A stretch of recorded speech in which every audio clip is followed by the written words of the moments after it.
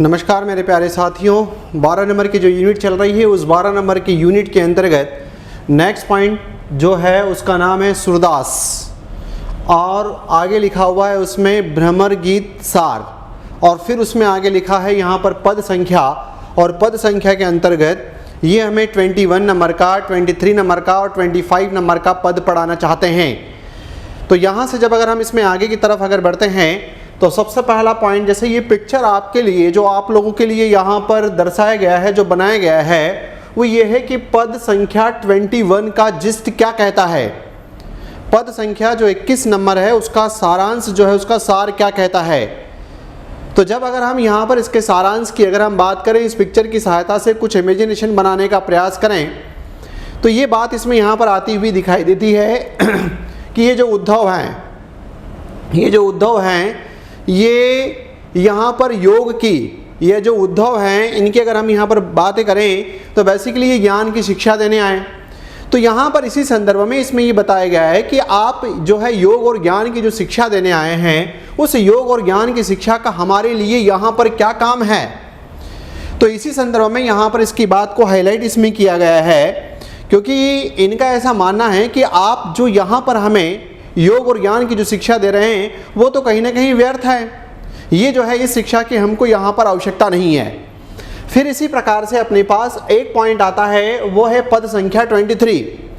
पद संख्या 23 में अगर हम यहाँ पर देखें तो ये जो बेसिकली जो ब्रज के वासी हैं, ये जो ब्रज के वासी हैं ये बताने का प्रयास यहाँ पर कर रहे हैं, उद्धव से ये कह रहे हैं कि आप क्या व्यापारी हो, आप क्या व्यापारी हो, आप क्या हमें ज्ञान बेचने आए हो, ये आपके ज्ञान की हमको आवश्यकता नहीं है।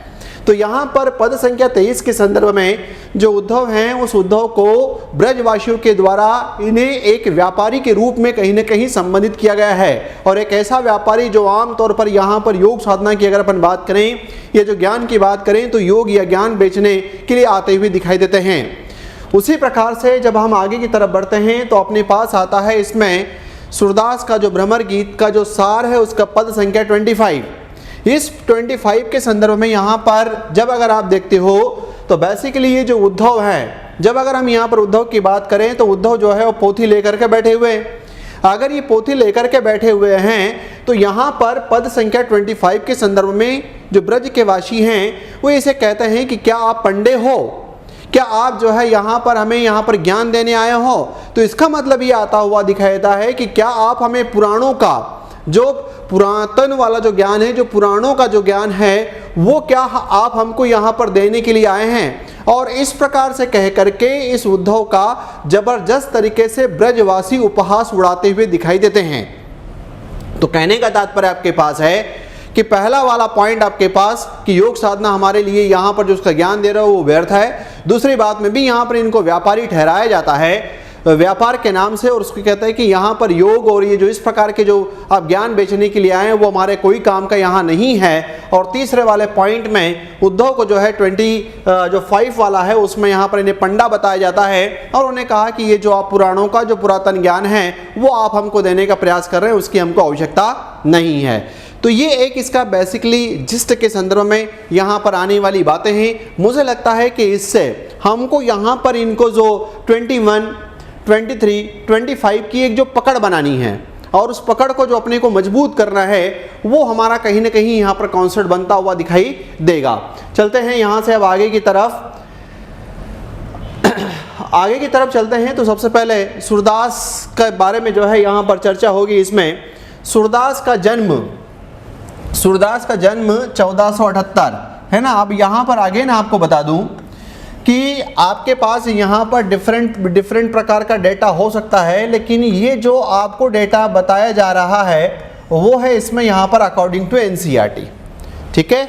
तो इसमें यहाँ पर अपने पास कि सूरदास का जन्म 1418 में माना जाता है, तो अपने को 1478 में माना जाता है, 1478 में। ये पॉइंट आप याद कर लीजिए। बाई चांस अगर आपको लगता है कि आ जाए, सूरदास श्री वल्लभाचार्य से 10 दिन छोटे थे, ऐसा माना जाता है कि जो वल्लभाचार्य हैं उनसे 10 दिन छोटे थे। इसी आधार पर ये निश्चित किया गया कि सूरदास का जन्म वैशाख शुक्ल 5 संवत 1535 जो है और सन कौन सा, तो 1478। तो इसलिए भी आपके पास यहाँ पर 1478 का इसमें टाइम पीरियड कहीं ना कहीं डिसाइड होता है ना। तो ये जो है अपने को इसमें से यहाँ पर याद रखना है। फिर यहाँ से इसमें आगे की तरफ अगर चलें तो अगला पॉइंट अपने पास आता है कि एक मान्यता है कि दो चीज़ें अपने को याद रखना है कि उनका जन्म रुनकता या रेणुका में हुआ है, और दूसरी मान्यता ऐसी है कि इनका जन्म सिही में हुआ। तो एक मान्यता के अनुसार उनका जन्म मथुरा के निकट रुनकता या रेणुका जिला आगरा क्षेत्र में हुआ, जबकि दूसरी मान्यता के अनुसार उनका जन्म स्थान दिल्ली के पास सिही माना जाता है। तो एक हम यहाँ पर ये रुनकता या रेणुका, और दूसरा पॉइंट आपके पास यहाँ पर सिही वाला पॉइंट आपको याद कहीं ना कहीं रखना चाहिए। यदि एग्जामिनर प्रश्न बना दे तो अपना क्वेश्चन यहाँ से गलत ना हो। फिर यहाँ से इसमें आगे चलें तो महाप्रभु वल्लभाचार्य के शिष्य सूरदास अष्टछाप के कवियों में सर्वाधिक प्रसिद्ध हैं।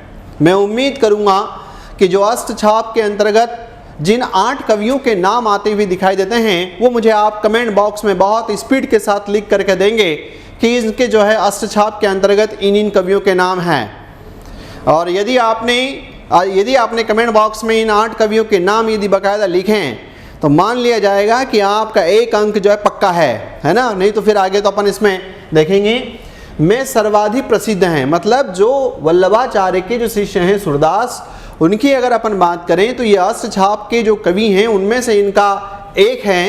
फिर वे मथुरा और वृंदावन के बीच गौ घाट पर रहते थे और श्रीनाथ के मंदिर में भजन कीर्तन करते थे, और सन 1583 में, है ना, ये पॉइंट भी अपने पास जो डेटा है वो अकॉर्डिंग NCERT है, 1583 में पारसोली में उनका निधन हुआ ऐसा माना जाता है ना। फिर यहाँ से आगे की तरफ चलें, अगला पॉइंट, उनके 3 ग्रंथ हैं जिसमें सूरसागर, साहित्य लहरी, सूरसावली, जिसमें से सबसे ज़्यादा फेमस और कोई अगर फोकस में यहाँ पर जिसे प्रमाणिक मानने का प्रयास किया जाता है तो वो नाम है, इसमें आंसर क्या है, तो आंसर है सूरसागर। इनके 3 ग्रंथों में सूरसागर, साहित्य लहरी, सूरसावली में सूरसागर ही सर्वाधिक लोकप्रिय हुआ है और इसे ही कहीं ना कहीं प्रमाणिक माना जाता है। ठीक, फिर यहाँ से इसमें आगे की तरफ अगर चलते हैं तो खेती और पशुपालन वाले भारतीय समाज का दैनिक अंतरंग चित्र और मनुष्य की स्वाभाविक वृत्तियों का चित्रण सूर की कविताओं में मिलता है। ठीक, फिर यहाँ से आगे इसमें सूर, वात्सल्य और श्रृंगार, ये अपने को याद रखना है। इसमें यहाँ पर वात्सल्य और श्रृंगार है ना, कहीं कहीं पर हल्का सा करुण भी इसमें टच होता है, लेकिन अपने को जो बात याद रखनी है वो है वात्सल्य और श्रृंगार की मेन। वात्सल्य और श्रृंगार के श्रेष्ठ कवि माने जाते हैं कृष्ण और गोपियों का प्रेम सहज मानवीय प्रेम की प्रतिष्ठा करता है। तो यहाँ से अपने लिए प्रश्न ये है कि किस रस से संबंधित बेसिकली इनकी रचनाओं में पद आते हुए दिखाई देते हैं, तब आप और हम इसका आंसर देंगे वात्सल्य और श्रृंगार। फिर यहाँ से चलें, सूर ने मानव प्रेम की गौरव गाथा के माध्यम से सामान्य मनुष्यों को हीनता बोध से मुक्त किया और उन्हें जीने की ललक पैदा की। फिर आगे, सूर ने अपने काव्य में अन्य अनेक अलंकारों के साथ साथ उपमा, उत्प्रेक्षा और रूपक, मतलब ऐसा है कि इनके इसमें यहाँ पर उपमा, रूपक और उत्प्रेक्षा भी जो है उनका भी कुशल प्रयोग होता हुआ दिखाई देता है। तो जिस प्रकार से रस में वात्सल्य और श्रृंगार याद रखना है, उसी प्रकार से यहाँ पर उपमा, रूपक और उत्प्रेक्षा को भी अपने को याद रखना है। फिर यहाँ से इसमें आगे चलें तो अगला पॉइंट अपने पास आता है कि इनकी जो भाषा है उस भाषा में आपको क्या दिखाई देता है, तो आंसर है ब्रज भाषा। उनकी कविता में ब्रज भाषा का निखरा हुआ रूप नजर आता है। फिर आगे, सूरदास के विषय में आज जो भी ज्ञात है उसका आधार मुख्यतः 84 वैष्णव की वार्ता है। अच्छा प्रश्न है, इंपॉर्टेंट पॉइंट है, याद आ सकता है इसमें। सूरदास के विषय में आज जो भी ज्ञात है उसका आधार मुख्यतः 84 वैष्णव की वार्ता है। फिर आगे इसमें 84 वैष्णव की वार्ता से ज्ञात होता है कि प्रसिद्ध मुगल सम्राट अकबर ने सूरदास से भेंट की, और ऐसा माना जाता है यहाँ पर कि अकबर से सूरदास की जो भेंट कराने में मुख्यतः जो योगदान है वो कहीं ना कहीं तानसेन का माना जाता है। परंतु यह आश्चर्य की बात है कि उस समय के किसी भी फारसी इतिहासकार ने सूरदास का कोई भी उल्लेख क्यों नहीं किया। मतलब यहाँ पर आगे एक क्वेश्चन मार्क खड़ा हुआ कि उस समय के जितने भी फारसी इतिहासकार थे उन्होंने सूरदास का उल्लेख क्यों नहीं किया, है ना। ये यहाँ पर अपने पास बात है इसमें। फिर यहाँ से इसमें आगे गोस्वामी हरिराय के भाव प्रकाशन, गोस्वामी हरिराय के भाव प्रकाशन के अनुसार सूरदास का जन्म दिल्ली के पास सिही नाम के स्थान पर, जैसे अगर अपने को यहाँ पर इसको फोकस में ले जाना है और फोकस में ले जाने की बात अगर आती है कि पर्टिकुलर ये जो सिही वाला जो स्थान है इसको यहाँ पर कौन, तो गोस्वामी हरिराय की रचना के भाव प्रकाश के अनुसार सूरदास का जन्म दिल्ली के पास सिही नाम के गांव में एक निर्धन सारस्वत ब्राह्मण परिवार में हुआ था। वैरागी होकर वे आगरा और मथुरा के बीच यमुना के किनारे गऊ घाट पर आकर रहने लगे। फिर आगे गोस्वामी हरिराय के अनुसार प्रसिद्ध संगीतकार तानसेन के माध्यम से अकबर और सूरदास की भेंट होती हुई दिखाई देती है। यदि प्रश्न ऐसा आ जाए कि गोस्वामी हरिराय के अनुसार प्रसिद्ध संगीतकार मतलब यहाँ पर जो सूरदास की अकबर से भेंट किस संगीतकार के माध्यम से हुई, तो इसका उत्तर जाएगा अपने पास यहाँ पर तानसेन, है ना। फिर आगे सूरदास की सर्वसम्मत प्रमाणिक रचना, आगे भी अपन देख चुके हैं। सूरदास की सर्वसम्मत प्रमाणिक रचना सूरसागर है और यह उनकी संपूर्ण रचनाओं के संकलन के रूप में कहीं न कहीं इसे देखा जाता है। फिर आगे सूरदास के बारे में कहा जाता है कि वे जन्मांध थे। इट मीन्स यहाँ पर जन्म से ही उन्हें दिखाई नहीं देता था, परंतु उनके काव्य में प्रकृति का और श्री कृष्ण की बाल लीलाओं का, उनके काव्य में प्रकृति का और श्री कृष्ण की बाल लीलाओं आदि का वर्णन देखकर ऐसा नहीं प्रतीत होता कि वे जन्मांध थे, अर्थात उन्हें जन्म से दिखाई नहीं देता था। ऐसा इसमें यहाँ पर जो साहित्यकार है लिखने वाले इस बातों को कहीं न कहीं हाईलाइट करते हुए दिखाई देते हैं, है ना। फिर आगे सूरदास सगुण उपासक एवं कृष्ण भक्त कवि, है ना। सगुण उपासक एवं कृष्ण भक्त कवि हैं। उन्होंने कृष्ण के जन्म से लेकर मथुरा जाने तक की कथा और कृष्ण की विभिन्न लीलाओं से संबंधित अत्यंत मनोहर पदों की रचना कहीं न कहीं की है। अब यहाँ से जैसे ये अपने पास एक जनरल थीम हो गई और सूरदास के बारे में बाई चांस यदि अगर अपने पास आता है तो मुझे लगता है कि इतने में से यहाँ पर आपको प्रश्न कोई ना कोई आ जाएगा। यदि इनके पद संख्या से रिलेटेड अगर बात आती हुई दिखाई देती है कि पद संख्या 21 क्या, 23 क्या, 25 क्या, 21 पर जो बेस्ड है वो क्वालिटी वाले क्वेश्चंस क्या, 23 पर क्वालिटी वाले क्वेश्चंस क्या, 25 पर क्वालिटी वाले क्वेश्चंस क्या, तो ऐसे 62 क्वेश्चनों का जो है शानदार इसमें यहाँ पर पैरा आप लोगों के लिए तैयार किया गया है जो आपको इसमें यहाँ पर काम आएगा। पढ़ते हैं सबसे पहले यहाँ पर पद संख्या 21 और इस 21 का पहला जो शब्द है उसका नाम है राग केदार। फिर पद अपना यहाँ से शुरू होता है ना। राग केदार जो है इस पद संख्या का जो नाम है गोकुल सबे गोपाल उदासी, गोकुल सबे गोपाल उदासी जोग अंग साधत जे उधो ते सब बसत स्पुर काशी यद्यपि हरि हम तजी अनाथ करी तदपि रहती चरनरी रस सारी। फिर आगे अपनी शीतल ताही ना छाड़त यद्यपि शशि राहु गरासी का अपराध जोग लिखित पठवत प्रेम भजन तजी करत उदासी सूरदास ऐसी को बिरहिनी मांगती मुक्ति तजे गुण राशि। अब यहाँ पर बेसिकली 2-3 शब्द हैं जिसमें एक शब्द है आपके पास जोग अंग। इस जोग अंग का मतलब होता है अष्टांग योग, है ना। जब यहाँ पर अष्टांग योग और उनकी जब ज्ञान देने की बात आती है तो उन्होंने कहा कि हमारे कोई काम का नहीं है, ये तो व्यर्थ है, हम जो है इसमें यहाँ पर नहीं, अभी तो हमें यहाँ पर कृष्ण की भक्ति में लीन है, कृष्ण के प्रेम में जो है वो लीन है, और आप इस प्रकार की बातें यहाँ पर अष्टांग योग और आदि प्रकार की बातें न करें। क्या आप ये बताने में सक्षम हैं कि अष्टांग योग के अंतर्गत कौन कौन से नाम आते हैं? ये एक बार MPPSC में 2024 का जो पेपर था उसमें वहां पर पूछा था कि अष्टांग योग में कौन शामिल नहीं है। जोग अंग से मतलब होता है अष्टांग योग, और उम्मीद करता हूं कमेंट बॉक्स में आप लिख करके देंगे कि अष्टांग योग के अंतर्गत ये नाम आते हैं। ईसपुर का मतलब होता है शंकर की नगरी, शिव की नगरी, शंकर की नगरी काशी। तो उन्होंने कहा कि आप जो है यहाँ पर ये ब्रज में आकर के, गोकुल में आकर के योग साधना की बातें करते हैं, वो हमारे यहाँ पर कोई काम की इसकी आवश्यकता नहीं है। तुम तो एक काम करो, काशी जाओ और वहाँ पर इस प्रकार की बातें करो तो ज़्यादा अच्छा रहेगा। ये इस प्रकार से यहाँ पर जो ब्रजवासी हैं ये कहीं ना कहीं उद्धव को कह रहे हैं, है ना। फिर उसी प्रकार से उन्होंने कहा शशि राहु गरासी, गरासी का मतलब होता है ग्रस्त, शशि का मतलब होता है चंद्रमा, राहु जब अगर यहाँ पर चंद्रमा के साथ आता है तो क्या उसका जो थोड़े बहुत दिन अगर ग्रसित हो जाता है तो क्या उसकी चमक खत्म हो जाती है ना। इस प्रकार से इसमें यहाँ पर बात है। अब इसका एक सिंपल भाषा में एक मीनिंग क्या हो सकता है कुछ वर्ड में, वो आप यहाँ पर देखिए। ये जो है पद संख्या 21, सूरदास के इस पद में गोपियाँ उद्धव से कह रही है कि संपूर्ण गोकुल श्री कृष्ण की भक्ति में लीन है और यहाँ योग साधना की शिक्षा देना व्यर्थ है।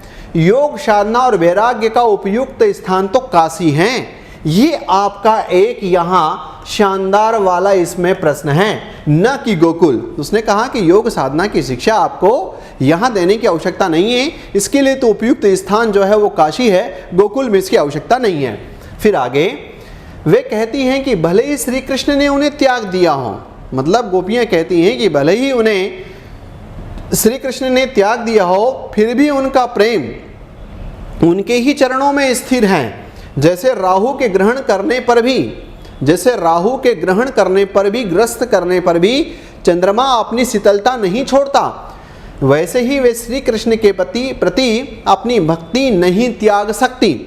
फिर यहाँ पर इसमें आगे की तरफ एक दो और बातें गोपियाँ यह प्रश्न उठाती हैं कि श्री कृष्ण उन्हें प्रेम भजन से हटा करके कि योग और वैराग्य की शिक्षा क्यों दे रहे हैं। मतलब यहाँ पर उद्धव से प्रश्न करती हैं कि श्री कृष्ण उन्हें प्रेम भजन, क्योंकि इनका काम यहाँ पर प्रेम भजन करने का है, और वो जो है उन्हें योग की तरफ, योग अंग अष्टांग योग अष्टांग की तरफ ले जा रहे हैं। और दूसरी बात यहाँ पर वैराग्य की शिक्षा, इट मीन्स सब सारी दुनियादारी छोड़ करके हमको यहाँ पर वैराग्य विरणी बना रहे हैं, तो ऐसा क्यों, है ना। फिर आगे वे कहती हैं कि कोई भी सच्ची वीरहणी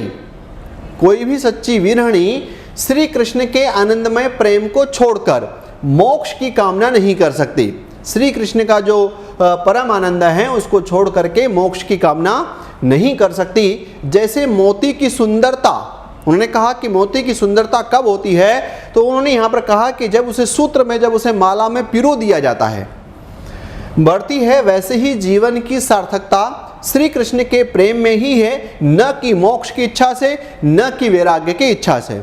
तो ये यहाँ पर आपके पास जो पद संख्या 21 है उसका एक बहुत सिंपल सी भाषा में जो विवरण है, जो व्याख्या है, जो भावार्थ है, जो शब्दार्थ है, वो आपके समक्ष प्रस्तुत हैं, है ना।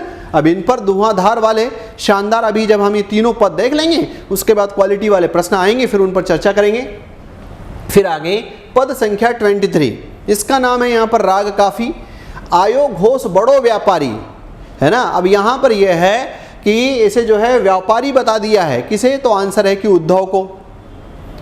आयो घोष बड़ो व्यापारी लादी खेप, मतलब यहाँ पर खेप लाद कर गुण ज्ञान जो की ब्रज में आन उतारी, फाटक दे कर हाटक मांगत भोरे निपट जूधारी, धुरही ते खोटो खायो है लय फिरत सिर भारी। फिर आगे इनके कहे कौन ढकावे, इनके कहे कौन ढकावे ऐसी कौन आजानी, अपनो दूध छाड़ी के पावे खार कूप को पानी। मतलब वो यहाँ पर एक शानदार तरीके से ये भी कह रहा है कि ऐसा ये कौन सा व्यापारी बिजनेसमैन जो है यहाँ पर आता हुआ दिखाई देता है, जो अपने को यहाँ ये ज्ञान और इनकी बेचने की कहीं न कहीं बात करता है, और ये है कि यदि हमारा जो मीठा दूध है वो छोड़ करके कौन यहाँ पर खारे कुएं से पानी पिएगा। ऊधो जाहू सबार यहाँ ते बेगी गहुर जनी लाओ, मुँह मांग्यो पैहो सूरज,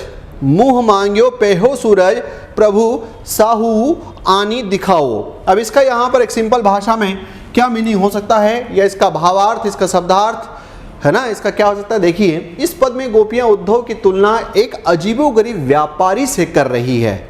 एक प्रश्न आपके पास यहाँ पर यही कि पद संख्या 23 में उद्धव की तुलना गोपियों के द्वारा किससे की गई है। एक अच्छा क्वालिटी वाला प्रश्न है, आपको मिल सकता है। व्यापारी से कर रही है जो ब्रज में ज्ञान और योग का माल बेचने आया है। फिर आगे वे व्यंग्य करती है, व्यंग्यात्मक बाण चलाती हैं कि यह व्यापारी, इट मीन्स उद्धव, समझता है कि ब्रजवासी भोले भाले हैं और आसानी से उनके ज्ञान और वैराग्य की शिक्षा को स्वीकार कर लेंगे।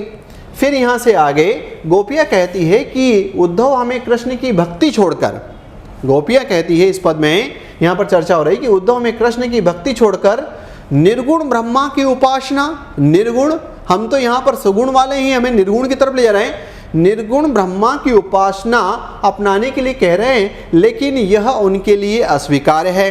फिर आगे वे पूछती है कि कोई भी समझदार व्यक्ति, वो पूछती हैं कि कोई भी समझदार व्यक्ति मीठा दूध छोड़कर खारे कुएं का पानी क्यों पिएगा?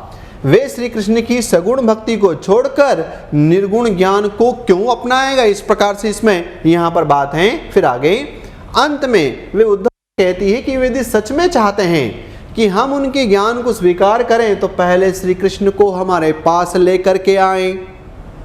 वो कहती हैं कि यदि आप यहाँ पर सच में चाहते हैं कि हम उसके ज्ञान को स्वीकार करें तो श्री कृष्ण को पहले पास में लाएं। फिर आगे जब तक श्री कृष्ण से मिलन नहीं होगा, जब तक श्री कृष्ण से मिलन नहीं होगा तब तक ज्ञान और वैराग्य हमारे लिए व्यर्थ ही होगा, और आप यहाँ पर कितने भी बड़े व्यापारी हो जाओ ये हमारे कोई काम आने वाला नहीं है ना। तो ये पद संख्या 23 का एक सिंपल भाषा में मीनिंग, इस पर आगे क्वालिटी वाले शानदार क्वेश्चंस जो है वो देखेंगे। फिर आगे पद संख्या 25 राग नट नाम है, आयो जोग सिखावन पांडे, है ना, पांडे मतलब पंडे, पांडे मतलब पंडे, और पंडे मतलब यहाँ पर पुराणों का ज्ञान लेकर के हमें यहाँ पर कुछ सिखाने आए हैं, और फिर इसका यहाँ पर उद्धव का जबरदस्त तरीके से उपहास उड़ाया गया है। तो पद संख्या 23 के संदर्भ में उद्धव को जो है व्यापारी कहा है, पद संख्या 25 के संदर्भ में उद्धव को यहाँ पर पांडे के रूप में डिफाइन किया है। आयो जोग सिखावन पांडे, परमार्थी पूरा ननी लादे जो बंजारे टांडे, है ना। टांडे बेसिकली यहाँ पर वही कि जिस प्रकार से ये जो व्यापार करने वाले लोग होते हैं वो बंजारे की भांति जो अपना माल लेकर के आते हैं। हमरी गति पति कमल नयन, यहाँ श्री कृष्ण से कहा गया है, हमरी गति पति कमल नयन की जोग सीखे तो रांडे, रांडे शब्द का मतलब यहाँ पर विधवा से लिया गया है। कहो मधुप कैसे समाएंगे एक म्यान में खांडे, मतलब यहाँ पर वो कह रहे हैं कि आप ये बता दो हमें कि क्या एक म्यान में खांडे, इट मीन्स खड़क, इट मीन्स यहाँ पर तलवार, क्या एक म्यान में 2 तलवार समाई जाएगी? कहो मधुप कैसे समाएंगे एक म्यान में 2 खांडे। फिर आगे कहू षटपद, षटपद इन मीन्स बौरा, सब जानते हैं। कहू षटपद कैसे खेतु है हाथीन के संग गांडे। अब यहाँ पर गांडे शब्द से मतलब है वो है गन्ना, कि जिस प्रकार से यहाँ पर हाथी जो है गन्ना खा सकता है, उसी प्रकार से क्या उसके साथ हम बैठ करके उतने उसके समान वहाँ पर गन्ने को खा सकते हैं? तो आंसर आता है कि नहीं। फिर आगे काकी भूख गई बयारी भकी बिना दूध घृत मांडे, मतलब यहाँ पर दूध घी के बिना क्या हमारी जो भूख है वो बयार हवा से ही मिटती हुई दिखाई दे सकती है? काहे को झालाले मिलवत कौन चोर तुम डांडे सूरदास तीनों नहीं उपजत धनिया धान कुम्हाड़े। वो कहते हैं यहाँ पर कि क्या ऐसा है कि एक ही स्थान पर तुम यहाँ पर धनिया, एक ही उसी स्थान पर तुम धान और उसी स्थान पर तुम यहाँ पर कुम्हाड़े, क्या आप उगा सकते हो? आप में दमखम हैं? तो इस प्रकार से यहाँ पर बात करके पूरी तरीके से उद्धव का उपहास उड़ाने का प्रयास किया गया है 25 में। देखते हैं यहाँ पर इसका एक सटीक वाला जो भावार्थ है, मीनिंग है, वो आपको किस दिशा में ले जाता है। इस पद में गोपियाँ उद्धव के वैराग्य और योग के उपदेश का उपहास कर रही है। फिर आगे वे कहती है कि उद्धव एक पंडे की तरह, जैसे रहता ना कि अभी जब गर्मी का जब समय आता है तो आपने भी देखा होगा कि आपके यहाँ भी पंडे जो आते हैं जो अपने पोथी पुराण खोलते हैं और आपको कहीं ना कहीं उसमें के बारे में जानकारी देते हैं और आगे का ये बताते हैं कि इस साल कौन सी फसलें अच्छी होगी, इस प्रकार की बातें उसमें वहाँ पर चलती हैं। वह कहती है कि उद्धव एक पंडे की तरह पुराणों का ज्ञान अपने सिर पर लादे घूम रहे हैं और हमें इसे अपनाने के लिए कह रहे हैं, लेकिन हमें इसकी कोई आवश्यकता नहीं है। फिर आगे गोपियाँ स्पष्ट कहती है कि उनका हृदय पहले से ही श्री कृष्ण के प्रेम से भरा हुआ है और वहाँ किसी और चीज़ के लिए जगह ही नहीं है। ठीक वैसे ही जैसे एक म्यान में दो तलवारें नहीं रह सकती। फिर आगे वे योग को तो कहते हैं कि आप जो हमारे लिए योग की बात करते हो तो वो हमको ज़रूरत नहीं है। उन्होंने कहा कि उसकी ज़रूरत है अनाथों को, विधवाओं को। वे योग को विधवाओं और अनाथों के लिए उपयुक्त बताती हैं, लेकिन वे स्वयं तो श्री कृष्ण की प्रेमिका हैं, इसलिए योग का कोई अर्थ नहीं है। फिर आगे वे व्यंग्य करती हुई कहती हैं कि योग का पालन उनके लिए असंभव है, जैसे मनुष्य हाथी के साथ गन्ना नहीं खा सकता या हाथी के बराबर गन्ना नहीं खा सकता या सिर्फ हवा खाकर भूख नहीं मिटा सकता, उसके लिए दूध घी आदि चीज़ें जो है वो मांडे में चाहिए। फिर आगे अंत में वे उद्धव को चोर कहकर आरोप लगाती हैं कि वे हमारे हृदय में बसे कृष्ण को हमसे छीनने आए हैं।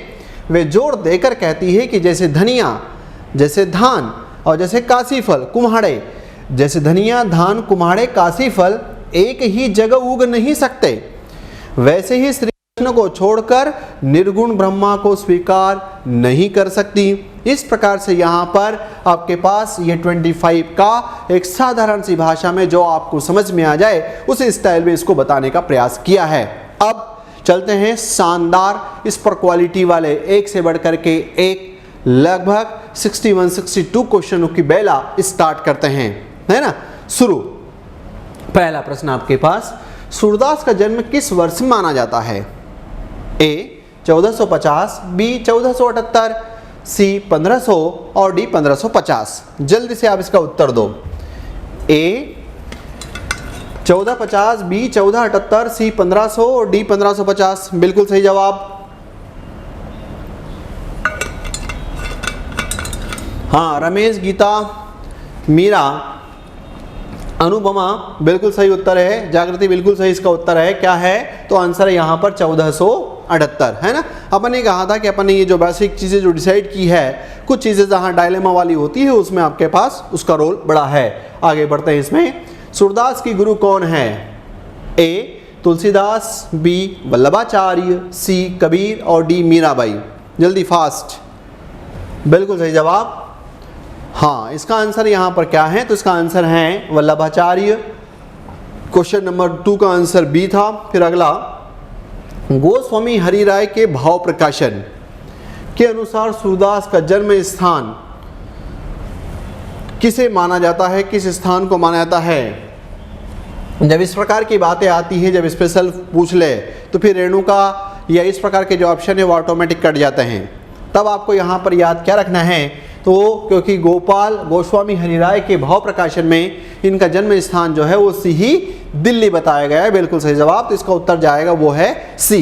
नेक्स्ट क्वेश्चन, सूरदास किस भक्ति संप्रदाय से संबंधित थे? ए सगुण भक्ति, बी निर्गुण भक्ति, सी सेव भक्ति और डी सक्त भक्ति। जल्दी से फास्ट। बिल्कुल, ये जो है यहाँ पर इसका उत्तर क्या जाएगा? ये सारे उत्तर कहीं ना कहीं क्रॉस है वो सगुण भक्ति और विशेष करके यहाँ पर कृष्ण के उपासक के रूप में आइडेंटिफाई होते हैं। तो आंसर है A. Next question, question number 5, Surdas किस भाषा में काव्य रचना करते थे? क्या इनकी रचनाएं हमें अवधी भाषा में मिलती हैं, क्या संस्कृत में मिलती हैं, क्या खड़ी बोली में मिलती हैं? तो उत्तर आता है कि नहीं। इसका उत्तर क्या है अपने पास? यहाँ पर ब्रज भाषा। बिल्कुल सही जवाब। सभी लोगों का उत्तर इसमें यहाँ पर सी। नेक्स्ट क्वेश्चन, सूरदास की प्रमुख रचनाओं में से कौन सी सर्वाधिक प्रसिद्ध हैं, कौन सी सर्वाधिक प्रामाणिक हैं? ए सुरसागर, बी सुरसावली, सी साहित्य लहरी और डी रामचरितमानस। बिल्कुल सही जवाब। सबसे ज़्यादा प्रसिद्ध या सबसे ज़्यादा प्रामाणिक जिस किसी एक रचना को माना गया है तो उसका नाम क्या है? वो है सूरसागर। आंसर यहाँ पर जाएगा वो है इसमें ए। बिल्कुल सही जवाब। बिल्कुल महेश, संतोष, रवींद्र आदि का उत्तर जो है इसमें यहाँ पर सही है। चलते हैं 7th नंबर, सूरदास को किस प्रकार के काव्य के लिए जाना जाता है? ए, क्या वो वीर रस वाले हैं? क्या ये श्रृंगार और वात्सल्य रस में अपनी बातें करते हैं? क्या वो करुण रस में अपनी बातें करते हैं? क्या वो भयानक रस में अपनी बातें करते हैं? जल्दी, बिल्कुल अपन ने इसमें यहाँ पर डिसाइड किया था। यहाँ पर इनका जो है अभी काम नहीं है, इसका काम है लेकिन 10%, लेकिन 90% अपने पास यहाँ पर ये है। तो ऐसी प्रायोरिटी में जब आंसर देने का तरीका भी थोड़ा सा आप लोगों के पास होना चाहिए। कभी कभी एग्जामिनेशन हॉल में भी इस प्रकार की बातों को लेकर के चलें कि 2 आंसर वहाँ सही होने की संभावनाएं हो सकती है, लेकिन उसमें सबसे ज़्यादा पावरफुल आंसर कौन से होते हैं वो देने का प्रयास किया जाता है, न कि रोना रोया जाता कि यहाँ इसका ऑप्शन ऐसे कैसे हो सकता है ना। तो इसका आंसर क्या जाएगा? श्रृंगार और वात्सल्य। और अपन तो कहते ही हैं, जब वहाँ पर चर्चा ही होती है वात्सल्य रस की, जब चर्चा होती है तब कहा भी जाता है कि वात्सल्य रस का सम्राट किसे कहा जाता है। तो जिस प्रकार से सूरदास ने जितना धुआंधार तरीके से वर्णन किया है, इतना कोई और विद्वान वहाँ पर नहीं कर पाया, है ना। लेकिन जो वात्सल्य रस है ये बताने वाला विद्वान था विश्वनाथ, लेकिन इस पर धुआंधार तरीके से लिखने वाला विद्वान कौन था? तो आंसर वहाँ पर सूरदास का ही नाम आता है। सूरदास किसके प्रमुख कवियों में शामिल थे? क्या ये नवरत्न में शामिल थे? क्या ये सिद्ध साहित्य में शामिल थे? क्या चारण कवि में शामिल थे? तो आंसर आता है नहीं। और उम्मीद करता हूँ कि आप तक आपने कमेंट बॉक्स में लिख दिया होगा कि अष्टछाप के अंतर्गत आने वाले कवि कौन से हैं। थोड़ा सा एक बात का और ध्यान रखा करें, अरे किसी दूसरे ने लिख दिया तो मैं क्यों लिखूं? अरे तुम भी लिखो ना, तुम्हारी भी प्रैक्टिस होगी, तुम्हारे भी जब चलेंगे अंगूठे उस पर वहाँ पर, तो इसकी सहायता से क्या होगा कि तुम्हारा भी एक माइंड जो है वो प्रैक्टिस अभ्यास के मोड में आएगा, है ना। इसका उत्तर है अष्टछाप। और अष्टछाप के अंतर्गत जो आने वाले विद्वान हैं उसमें तो यहाँ पर नंद हैं, है ना, गोविंद हैं, छीत हैं, नंद हैं, गोविंद हैं, छीत हैं, फिर इसके अलावा सूर हैं, सूर तो है ये, फिर कुंभन हैं, परमानंद हैं, चतुर्भुज हैं, और उसके बाद में आपके पास यहाँ पर देखो ये 3 नाम नंद कृष्ण गोविंद लगभग एक जैसे, नंद के गोपाल नंद गोविंद कृष्ण लगभग एक जैसे। फिर यहाँ से कि नंद कृष्ण गोविंद के साथ चतुर्भुज को परम आनंद आया, साथ में वहाँ पर सुर कुंभ थे और छीत पर बैठ करके किया। तो इस प्रकार से जब अगर इसको 1-2 बार दोहराओगे तो कहीं ना कहीं आपको याद हो जाएगा, है ना। तो इसका उत्तर क्या है? आंसर अपने पास है यहाँ पर बी। चलते हैं अगले पॉइंट की तरफ। सूरदास ने अपनी रचनाओं में किस देवी देवता की भक्ति पर अधिक ध्यान दिया है? ए श्री राम पर, बी श्री कृष्ण पर, सी शिव पर, और डी विष्णु पर। बिल्कुल सही जवाब। इसका उत्तर क्या होगा? तो इन्होंने अपनी रचनाओं में किस देवी देवता की भक्ति पर, तो आंसर आता है कि श्री कृष्ण पर यहाँ पर इन्होंने ध्यान दिया है ना। तो आंसर इसमें है बी। नेक्स्ट क्वेश्चन, 84 वैष्णव की वार्ता। याद रखिएगा, मैंने कहा यह अच्छा प्रश्न है, आ सकता है। 84 वैष्णव की वार्ता में किसका वर्णन मिलता है? ए तुलसीदास का, बी सूरदास का, सी कबीर का, या डी मीराबाई का। तो क्या उत्तर जाएगा इसका सटीक? बिल्कुल सही जवाब। इसका उत्तर गया सूरदास, है ना। 84 वैष्णव की वार्ता में किसका वर्णन मिलता है? तो आंसर अपने पास है यहाँ पर सूरदास। बिल्कुल सही जवाब। नेक्स्ट क्वेश्चन, सूरदास के जीवन और उनके काव्य के बारे में कौन सा कथन सही नहीं है? ये अंत में पढ़ना जरूरी है, कहीं हड़बड़ाहट में गलत न हो जाए, नहीं तो कितना इंतजार करना पड़ सकता है वो आप भी नहीं जानते। ए वे जन्मांध थे, बी उन्होंने अकबर से भेंट की थी, सी वे निर्गुण भक्ति के कवि थे, डी वे वल्लभाचार्य के शिष्य थे। बिल्कुल सही जवाब। प्रतीत होता है कि अकबर से भेंट की है तानसेन के सहयोग से। कुछ जगह ऐसा लिखा हुआ है कि वे जन्म से अंधे भी थे, है ना। वे निर्गुण भक्ति के कवि थे, ये वाला इसमें यहाँ पर नहीं है, क्योंकि निर्गुण के बजाय आंसर क्या था? सगुण, है ना। तो आंसर इसमें यहाँ पर क्या जाएगा? तो ये है इसमें C. Next question, question number 12। Goswami Hariray के अनुसार सूरदास की अकबर से भेंट किसके माध्यम से हुई थी? क्या बिरबल ने करवाई थी? क्या तानसेन ने करवाई थी? क्या वल्लभाचार्य ने करवाई थी? या तुलसीदास ने? बिल्कुल सही जवाब। इसका उत्तर क्या है? इसका उत्तर अपने पास यहाँ पर कि ये जो भेंट है उसमें तानसेन का बड़ा रोल था, है ना। नेक्स्ट पॉइंट, सूरदास की मृत्यु कब हुई? ए 1500, बी 1535, सी 1583 और डी जो है वो 1600। अकॉर्डिंग टू एनसीईआरटी आप लोगों को अपने को इसमें यहाँ पर डिसाइड करना है। बिल्कुल सही जवाब, बिल्कुल रमेश आदि लोगों का आंसर यहाँ पर सही है। उत्तर है इसमें 1583, है ना। चलते हैं अगले पॉइंट की तरफ। सूरदास के काव्य में किस प्रकार के अलंकारों का प्रयोग होता हुआ दिखाई देता है? ए अनुप्रास और यमक, बी उपमा रूपक उत्प्रेक्षा, सी अतिशयोक्ति और विभावना, डी उपमेय और दृष्टांत। तो यहाँ पर ये जो है इनकी चर्चा नहीं है। जहाँ कुछ इनके बारे में ऑथेंटिक जानकारी मिलती है उसमें उपमा रूपक उत्प्रेक्षा आदि की बात की गई है। तो आंसर क्या जाएगा? ये है इसमें बी। अगला, सूरदास के काव्य में कौन सा तत्व नहीं मिलता? ए वात्सल्य, बी श्रृंगार, सी करुण और डी वीर। तो देखो ये तो यहाँ पर दबंगता से मिलता ही है, थोड़ी बहुत स्थिति के साथ ये भी मिलता है, लेकिन ये बिल्कुल भी यहाँ पर तत्व या रस इसका नहीं मिलता। तो आंसर ऐसी स्थिति में क्या जाएगा? बिल्कुल सही जवाब, इसका उत्तर जाएगा अपने पास यहाँ पर वीर रस अपने को, क्योंकि आखिरी में उसने पूछा है नहीं मिलता। आंसर अपने पास यहाँ पर अपने को इसमें डी देना है। चलते हैं नेक्स्ट क्वेश्चन की तरफ।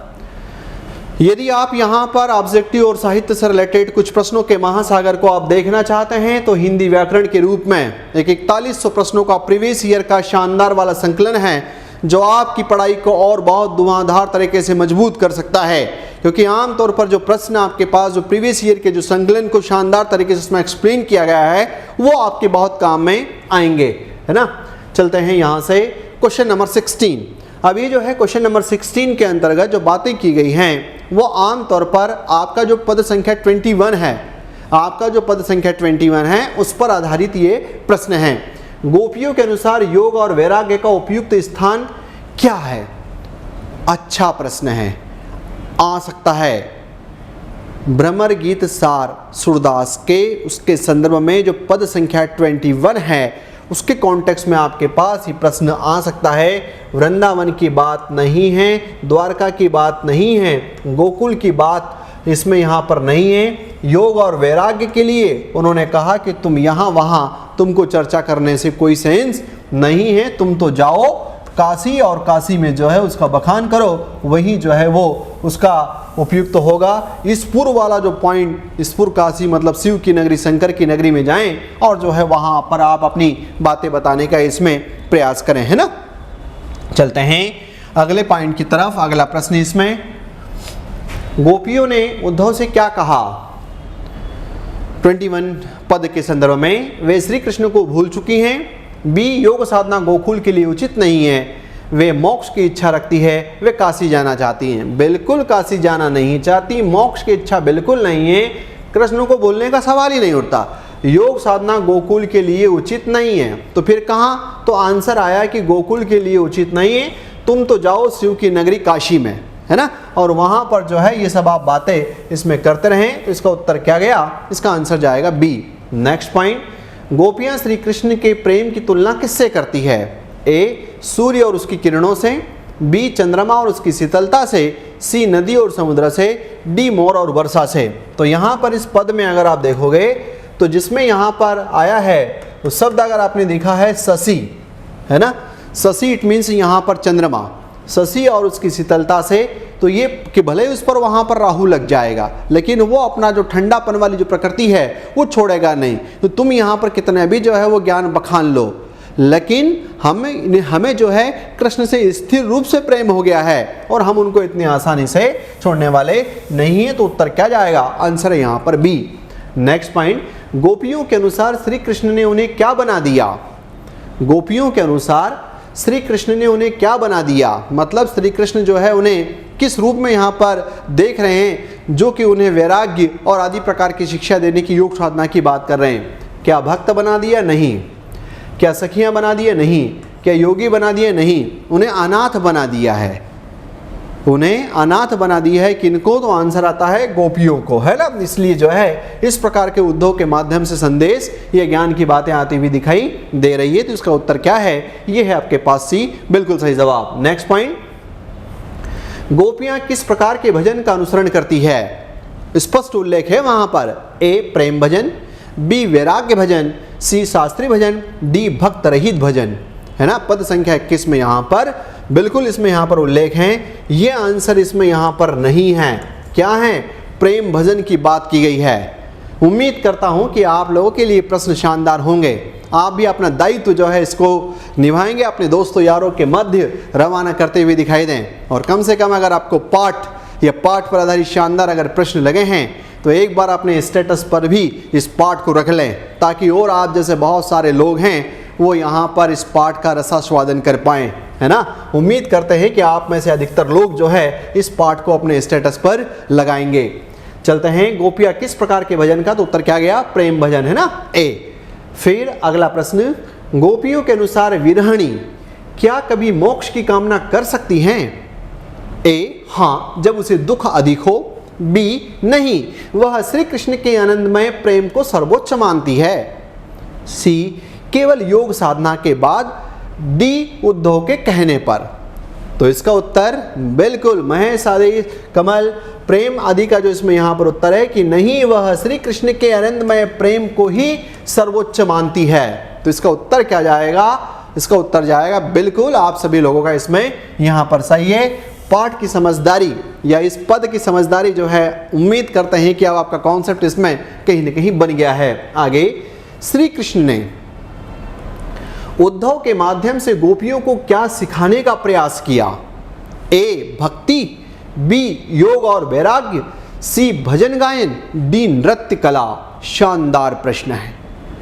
ए, भक्ति आंसर है 9, भजन गायन 9, नृत्य कला 9। उसकी सहायता से यहाँ पर क्या, तो आंसर आता है कि योग और वैराग्य, है ना, योग और वैराग्य सिखाने का प्रयास किया है। तो आंसर जाएगा इसमें यहाँ पर बी। ठीक, चलते हैं नेक्स्ट पॉइंट की तरफ। क्वेश्चन नंबर 23, गोपियां श्री कृष्ण के प्रेम की तुलना मोती से क्यों करती है? ए, क्योंकि मोती समुद्र में पाए जाते हैं। नहीं। क्योंकि मोती चंद्रमा की रोशनी से चमकता है। नहीं। क्योंकि मोती की कीमत बहुत अधिक होती। नहीं। बाकायदा पद संख्या 21 में स्पष्ट किया गया है, क्योंकि मोती की सुंदरता उसके सूत्र में पिरोने से बढ़ जाती है। जब वो सूत्र में पिरो दिया जाएगा तो उससे उसकी सुंदरता बढ़ जाती है। इसी प्रकार से हमारी सुंदरता भी तभी बढ़ेगी जब हम यहाँ पर कृष्ण हमारे सामने होंगे और हम उनसे प्रेम करेंगे। यदि आप यहाँ पर इस प्रकार से दूसरी बातें करोगे तो वो हमारे कोई काम की नहीं है। शानदार प्रश्न है ये, जो है पाठ आपके स्टेटस पर जरूर लगना चाहिए। अगला पॉइंट, जोग अंग शब्द का क्या अर्थ है? योग का एक प्रकार। बी, अष्टांग योग। सी, भक्ति मार्ग। और डी, वैराग्य, है ना। इसका मीनिंग वहां पर भी अपन ने पद संख्या 21 में भी देखा था। इसमें अष्टांग योग की बात की है और मैंने उम्मीद जताई है कि अष्टांग योग के अंतर्गत आपने अभी तक कमेंट बॉक्स में लिख दिया होगा कि कौन कौन से नाम यहां पर आते हैं। चलिए, जितने लोगों ने यहाँ पर सदगुरु की गई बात को फॉलो किया है वो बहुत जल्दी से आगे बढ़ेंगे। इसमें कौन कौन से अष्टांग योग में नाम आते हैं? यम, नियम, आसन, प्राणायाम, प्रत्याहार, धारणा, ध्यान, समाधि, है ना। ये आपके पास इसमें अष्टांग योग या जोग अंग के रूप में डिफाइन होते हैं। नेक्स्ट क्वेश्चन 25, ईश्वर शब्द से क्या तात्पर्य है? बाकायदा 21 वाला जो पद संख्या है उसमें ईश्वर शब्द आया है। ए, स्वर्ग। बी, श्री कृष्ण की नगरी। सी, शंकर की नगरी। और डी, ब्रज। ईश्वर वहाँ पर काशी, और उसमें अगर अपन देखें तो उसमें वहाँ पर किससे कनेक्शन है? तो शंकर की नगरी से बाकायदा उसका मीनिंग लिया गया है। तो क्या है इसका उत्तर? इसका आंसर जाएगा यहाँ पर अपने पास सी। चलें अगले 26 की तरफ। रस राशि शब्द का सही अर्थ क्या है? ए, आनंद में पगी हुई। बी, योग साधना में डूबी हुई। सी, श्री कृष्ण का धाम धारण किए हुए। और डी, वैराग्य को प्राप्त करने वाले। बिल्कुल सही जवाब इसका उत्तर है आनंद में पगी हुई। तो आंसर अपने पास क्या जाएगा? तो ये पॉइंट आपके पास इसमें यहाँ पर ए, है ना, आनंद में पगी हुई। इसका मीनिंग बिल्कुल महेश आपका उत्तर जो है बिल्कुल सही है। चलते हैं 27, गरासी शब्द का क्या अर्थ है? ये शब्द उस समय आता है जब शशि राहु गरासी, है ना, जब शशि इट मीन्स चंद्रमा, पर जब ग्रहण लग जाता है तो क्या वो अपनी शीतलता ठंडापन देना छोड़ देता है? वहां पर ये शब्द यूज हुआ है पद संख्या 21 में। गरासी शब्द का क्या अर्थ है? वशीभूत होना नहीं, मोहित होना नहीं, लुप्त होना नहीं। गरासी शब्द का जो एग्जैक्ट मीनिंग है, बिल्कुल सही जवाब, इसका उत्तर क्या होगा? तो ये है ग्रस्त। बिल्कुल मनीष, मनीषा, आप लोगों के इसमें यहाँ पर आंसर सही हैं। चलते हैं नेक्स्ट पॉइंट 28। गुण राशि शब्द से क्या अभिप्राय है? अब देखो 21 वाला जो पद संख्या है उसमें यहाँ पर स्पष्ट उल्लेख है ना। तो गुण राशि शब्द से क्या अभिप्राय है? तो गुण राशि अगर आप देखोगे तो थोड़ा सा उसके नाम से ही मिल जा रहा है, तो ज़्यादा आपको दिक्कत इसमें जानी नहीं चाहिए। पापों का समूह नहीं, ब्रह्म ज्ञान नहीं, वैराग्य नहीं, गुण राशि इट मीन्स यहाँ पर श्री कृष्ण से जो है इस शब्द का आशय है ना। चलते हैं अगले प्रश्न की तरफ। Question number 29। क्वेश्चन नंबर 29 पद संख्या 23 में गोपियों ने उद्धव की तुलना किससे की है? 23 में ही जो है वहाँ पर क्या बनाया है, उसमें तो वहाँ पर उसकी बात नहीं की है। ये जो है व्यापारी और पांडा वाला जो पॉइंट है 23 और 25 की चर्चा है। तो 23 में आपके पास यहाँ पर उसे व्यापारी बनाया है और 25 में जो है उसे पंडा बनाया है। तो इसका उत्तर क्या है? बिल्कुल सही जवाब, इसका आंसर अपने पास यहाँ पर क्या जाएगा कि उसे व्यापारी बनाया है। तो आंसर है इसमें बी, बिल्कुल सही जवाब। Next point 30 number question. गोपियों के अनुसार उद्धव ब्रज में क्या बेचने आए हैं? उद्धव ब्रज में क्या बेचने आए हैं? क्या गहने और वस्त्र, ज्ञान और योग, दूध और दही, श्री कृष्ण का संदेश। तो यहाँ पर जो बात है वो है इसमें क्या? तो ज्ञान और योग की जो है इसमें बातें की गई है। तो आंसर जाएगा इसका उत्तर जो है वो क्या है? बी, ज्ञान और योग, है ना। आंसर आपके पास 30 का बी। Next question. गोपियों के अनुसार उद्धव किसे भोला भाला समझते हैं? ए, श्री कृष्ण को नहीं, बी, ब्रजवासियों को, सी, खुद को, और डी, गोकुल के संतों को। तो यहाँ पर श्री कृष्ण को भोला भाला नहीं, खुद को नहीं, एक शब्द आया ना भोले, पद संख्या 23 में वहाँ पर शब्द आया है। तो वो जो ब्रज के वासी हैं उनको वो भोला भाला समझ रहे हैं। तो इसका उत्तर जो है वो क्या जाएगा? इसका आंसर यहाँ पर बिल्कुल इसका आंसर अपने पास है यहाँ पर ब्रजवासी। तो उत्तर है इसमें बी। Next point. गोपियां उद्धव के दिए गए ज्ञान को क्यों अस्वीकार कर रही है? क्योंकि वे योग सीखना नहीं चाहती, क्योंकि वे निर्गुण भक्ति को नहीं अपनाना चाहती, क्योंकि वे वैराग्य से डरती है, क्योंकि वे उद्धव को पसंद नहीं करती। तो यहाँ पर इस प्रकार की बातें नहीं है। क्योंकि वे निर्गुण भक्ति को नहीं अपनाना चाहती, वे जो है सगुण भक्ति के साथ जुड़े हुए हैं, इसलिए इसका उत्तर इसमें यहाँ पर क्या जाएगा? तो इसका उत्तर जाएगा ये है आपके पास बी, है ना। Next question.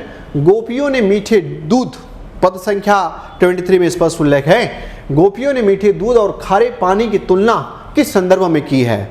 ए, दूध का भक्ति और पानी का वैराग्य से, दूध को उद्धव और पानी को श्री कृष्ण से, दूध को ब्रजवासी और पानी को योगियों से, दूध को योग और पानी को भक्ति से। शानदार जो है वो प्रश्न है और इतने नियर के इसमें यहाँ पर ऑप्शन है प्रीवियस ईयर की किसी एग्जाम का ये प्रश्न है और उम्मीद करते हैं कि आपको इसमें यहाँ पर इसमें समझ में आया होगा। इसके भावार्थों को बकायदा उसमें पद संख्या 23 में इसकी चर्चा है ना। तो इसका उत्तर क्या है कि दूध को भक्ति और पानी को वैराग्य से। बिल्कुल सही जवाब, इसका आंसर अपने पास है ए। उम्मीद करते हैं कि ये शानदार वाले प्रश्न आपके बहुत अच्छे से काम आएंगे और आप अपने दोस्त यारों के मध्य जो है इस पाठ को ले जाएंगे और इसे अपने एक बार व्हाट्सएप स्टेटस पर जरूर लगाएंगे, इतनी उम्मीद करते हैं। Next point. गोपियों के अनुसार उद्धव को क्या करना चाहिए? ए, योग और ज्ञान की शिक्षा देनी चाहिए, बी, ब्रज छोड़कर चला जाना चाहिए, श्री कृष्ण को उनके पास लाना चाहिए, डी, ब्रज में भक्ति का प्रचार करना चाहिए, है ना। इसका उत्तर जो है वो आपके पास क्या होगा? गोपियों के अनुसार पद संख्या 23 के संदर्भ में जब अगर अपन देखें तो योग और ज्ञान की शिक्षा देनी चाहिए, ब्रज छोड़कर चला जाना चाहिए। वो कहती है इसमें यहाँ पर कि उद्धव तुम श्री कृष्ण को जो है वो हमारे पास लाओ। तो आंसर यहाँ पर क्या है? श्री कृष्ण को उनके पास लाना चाहिए। फिर अगला प्रश्न क्वेश्चन नंबर 34। 35 गोपियां उद्धव से क्या अनुरोध करती है? ए उन्हें योग सिखाने के लिए, नहीं करती, बोले काशी ले जाओ। श्री कृष्ण को उनके पास लाने के लिए, हाँ। ब्रज में रहने के लिए नहीं, गोकुल छोड़कर चले जाने के लिए नहीं। क्या अनुरोध करती है? कि श्री कृष्ण को उनके पास लाओ, है ना। तो उत्तर जाएगा इसका बी। फिर अगला 36 गोपियां उद्धव के ज्ञान को क्यों व्यर्थ मानती है? क्योंकि वे पहले से ही विद्वान हैं, क्योंकि वे श्री कृष्ण से मिलना चाहती हैं, क्योंकि वे योग में रुचि नहीं रखती, क्योंकि वे ब्रज में शिक्षा का कोई साधन नहीं, क्योंकि वे श्री कृष्ण से मिलना चाहती है। इसलिए उद्धव तुम्हारे द्वारा जितना भी यहाँ पर ज्ञान बखान किया जा रहा है वो हमारे कोई काम का नहीं है। तो उत्तर इसमें से यहाँ पर क्या जाएगा? तो आंसर इसमें है बी। नेक्स्ट पॉइंट, घोष शब्द का अर्थ क्या है? ए मंदिर, बी राजमहल, सी अहीरों की बस्ती और डी जंगल। जल्दी, बिल्कुल बिल्कुल सही जवाब, बिल्कुल बिल्कुल। हितेश ने इसका उत्तर सही दिया है, ललित का इसका उत्तर सही है, जितेंद्र का उत्तर सही है। घोष शब्द का अर्थ है यहाँ पर अहीरों की बस्ती, है ना। घोष शब्द का जो अर्थ है वो क्या है? अहीरों की बस्ती से इस शब्द का मीनिंग है। अगला, खेप शब्द का क्या अर्थ है? ए यात्रियों का समूह, बी वो आता ना खेप ढो करके माल का बोझ, सी हथियारों का भंडार और डी व्यापारिक मार्ग। तो 23 के संदर्भ में अगर अपन देखेंगे तो खेप शब्द का जो मीनिंग है वो आपके पास यहाँ पर क्या है? तो माल का बोझ के रूप में उसे लिया गया है। तो उत्तर जाएगा बी, है ना। क्वेश्चन नंबर 39 हाटक शब्द का सही अर्थ क्या है? ए लोहे का व्यापार, बी चांदी, सी सोना और डी कपड़ा। यहाँ ये जो पद संख्या 23 उसमें ये यूज हुआ है, बिल्कुल सब शब्द। और वैसे तो हाटक का आपको पर्यायवाची भी कहीं ना कहीं याद होगा ही इसमें। इसका आंसर क्या है? तो आंसर इसमें यहाँ पर सोना, है ना। अगला पॉइंट, भोरे शब्द से क्या तात्पर्य है? भोरे शब्द से क्या तात्पर्य है? ए सूर्योदय, बी भोला भाला गंवार, सी रात्रि का समय और डी नदी का किनारा। जल्दी से फास्ट जो है इसका आंसर यहाँ पर क्या होगा? बिल्कुल सही जवाब इसका है भोरे शब्द का। आगे अपन ने वहां पर कहा था कि उसमें बकायदा शब्द यूज हुआ है भोला भाला और गंवार। समझते हैं कौन? उद्धव किनको? गोपियों को, ब्रजवासियों को, है ना। तो इसका उत्तर क्या जाएगा? बी। नेक्स्ट पॉइंट, खोटो खायो का अर्थ क्या है? लाभ हुआ, बी व्यापार में सफलता मिली, सी नुकसान हुआ, डी बड़ा पुरस्कार मिला। खोटो खायो, खोटो मतलब खराब, खराब इट मीन्स नुकसान मतलब हानि, है ना। तो आंसर क्या जाएगा? नुकसान हुआ है। उत्तर है इसका सी। नेक्स्ट पॉइंट, डहकावे शब्द का क्या अर्थ है? डहकावे शब्द का क्या अर्थ है? ए धोखा खाना, बी प्रसन्न होना, सी विजय प्राप्त करना और डी सम्मान प्राप्त करना। डहकावे, डह धोखा, धोखा खाना, है ना। तो बिल्कुल इसका सही जवाब क्या जाएगा? ये है इसमें आंसर ए धोखा खाना। अगला पॉइंट, मुंह मांग्यो का सही अर्थ क्या है? इसमें वहां पर शब्द यूज हुआ है 23 में, बहुत अधिक मांगना, बी मन चाहा इच्छित, सी अनावश्यक वस्तु मांगना और डी मौन रहना। बिल्कुल सही, मुंह मांग्यो, मन चाहा या इच्छित, बिल्कुल सही, है ना। तो इसमें यहां पर आंसर क्या है? तो इसका उत्तर है अपने पास बी। नेक्स्ट पॉइंट, साहू हुई शब्द का क्या संकेत है? साहू ही, है ना। ए व्यापारी, बी महाजन श्री कृष्ण, सी ऋषि और डी संत। तो यहाँ पर साहू ही शब्द से जो मीनिंग लिया गया है, बिल्कुल इसमें यहाँ पर आंसर है वो है क्या? बिल्कुल नंदन का उत्तर इसमें सही है। उत्तर इसका महाजन श्री कृष्ण से इसका आंसर है। चलें अगले पॉइंट की तरफ। पद संख्या 25 में गोपियाँ उद्धव की तुलना किससे कर रही है? अब देखना 23 में उसे व्यापारी बनाया है, यहाँ पर 25 में उसे पंडा बनाया है। और ऐसा पंडा जिसके पास पुराणों का ज्ञान है और वो अपना ज्ञान जो है पोथी को खोल करके हम ब्रजवासियों को देने का प्रयास कर रहे हैं। और इसी संदर्भ में फिर इसका जबरदस्त तरीके से उपहास उड़ाया जाता है। तो उत्तर क्या जाएगा? बिल्कुल सही जवाब यहाँ पर इसका आंसर है वो है, देखो प्रश्न का नेचर सेम, जरा सी बात से आगे पीछे ऊपर नीचे से कैसे चेंज होते हैं आंसर, है ना। ये इस प्रकार के क्वालिटी वाले प्रश्न आपके बिल्कुल काम में आएंगे, उम्मीद इसमें करते हैं। एक बार जो है आप अपने से इस वीडियो को स्टेटस पर जरूर लगाएं। नेक्स्ट पॉइंट 46,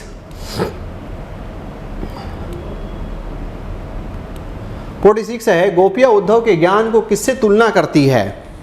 गोपियां उद्धव के ज्ञान को किससे तुलना करती है? ए अनमोल रतन से, बी बंजारे के माल से, सी सोने चांदी से, समुद्र के पानी से।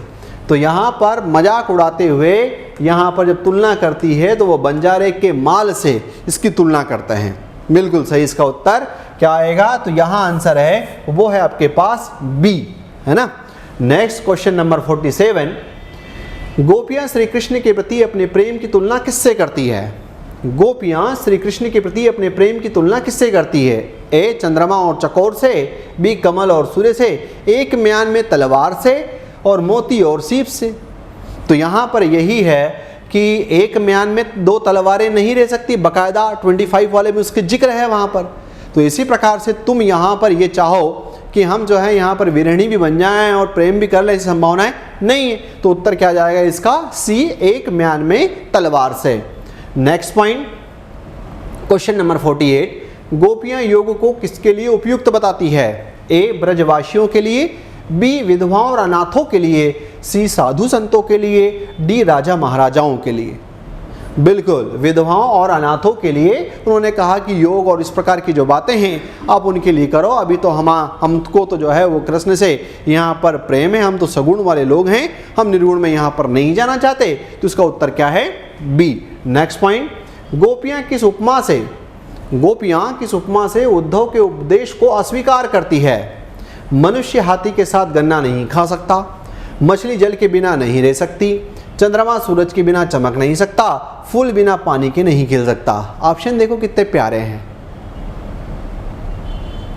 पर यहाँ पर 25 वाली जो पद संख्या है उसमें जिस बात का जिक्र किया गया है कि मनुष्य हाथी के साथ गन्ना नहीं खा सकता, इसका जिक्र है।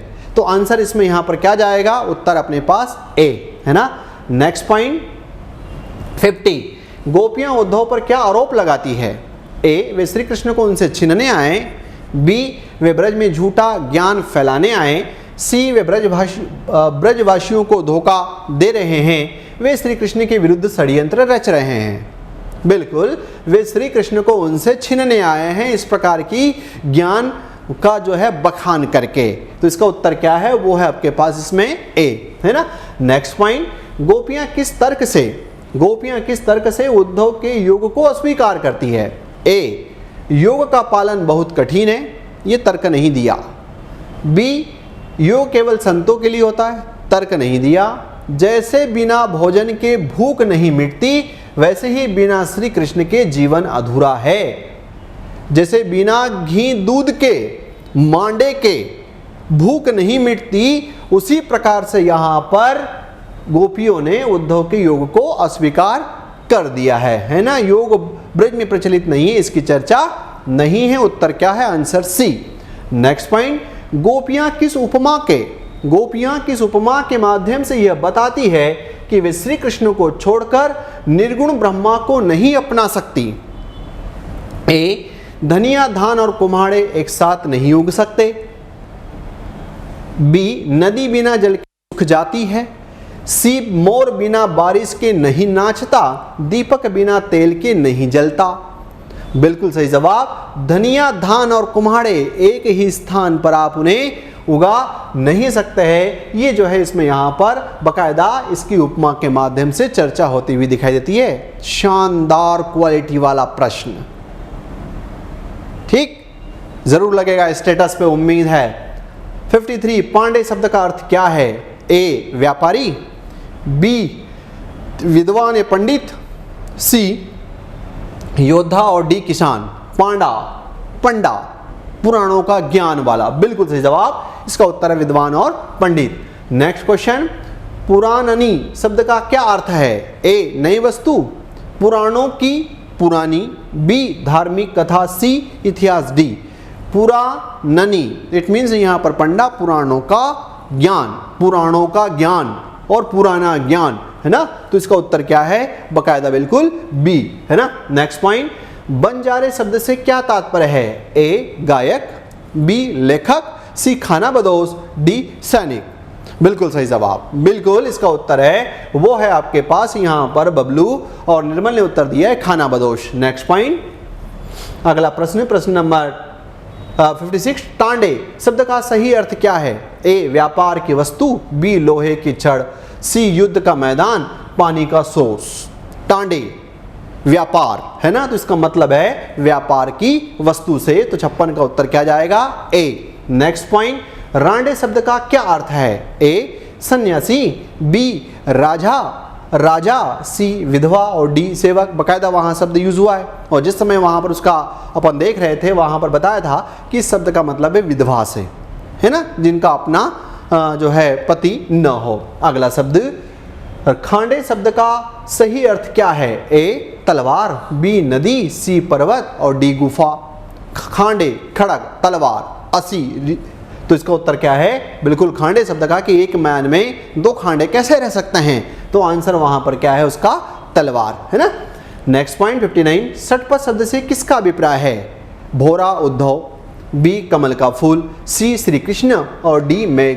तो यहाँ पर षटपद किसको इंडिकेट किया गया है? तो भोरा मतलब षटपद का तो पर्यायवाची आपको याद ही होगा, भोरा को कहते हैं और भोरा इट मीन्स यहाँ पर उद्धव को लिया गया है, तो आंसर ए। गांडे शब्द का क्या अर्थ है? ए चावल, बी गन्ना, सी आम, डी मिट्टी। आपने देखा है कि 25 में जबरदस्त तरीके से कि जिस प्रकार से हाथी इनको अगर खाता है उस प्रकार से क्या हम भी उसके समान खा सकते हैं? आंसर आता है नहीं। तो वहां किसकी तुलना की गई थी, किसकी बात की गई थी?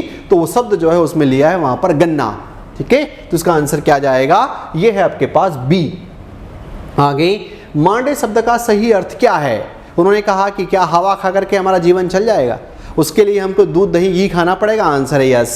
पीना, गाना, लिखना, खाना, तो वहां पर जिस संदर्भ में यूज हुआ है उस सब उसका आंसर क्या? बिल्कुल इसका उत्तर है वो है खाने, है ना, तो आंसर जाएगा इसमें यहां पर ए। फिर अगला पॉइंट, क्वेश्चन नंबर 62, डांडे शब्द का क्या संकेत है?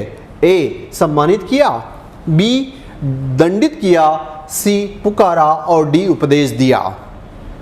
बकायदा इसमें बिल्कुल बिल्कुल महेश इसमें यहाँ पर 25 में यूज है, सम्मानित किया, दंडित किया, पुकारा, उपदेश दिया। तो इसका उत्तर नहीं है, नहीं है, नहीं है। फिर क्या है? डांडे मतलब आपके पास यहाँ पर दंडित करना, है ना, तो आंसर ये है आपके पास इसमें बी।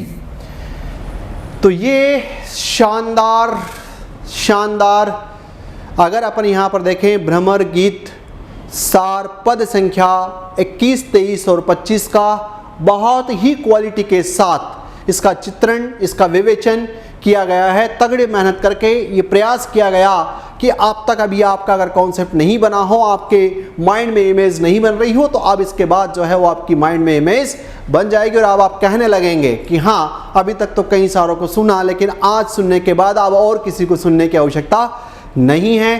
पाठ अच्छा लगा होगा, कैसा लगा इस पर यह प्रश्न आपको कैसे लगे, इन प्रश्नों का कमेंट बॉक्स में कमेंट जो है वो आप ज़रूर लिख दें, ताकि और हमको लगे कि नहीं हाँ हम आपके लिए और क्या बढ़िया और बेहतर इसमें कर सकते हैं। और उम्मीद करते हैं कि आपने दोस्तों यारों के मध्य ग्रुप में इस वीडियो को जो है भेजोगे और आप अपने इसे स्टेटस पर भी लगाओगे, ताकि आपका स्टेटस और ऊंचा होता हुआ दिखाई दे। ठीक है, इसी के साथ इस पाठ को यहीं विराम देते हैं। जय हिंद, जय भारत।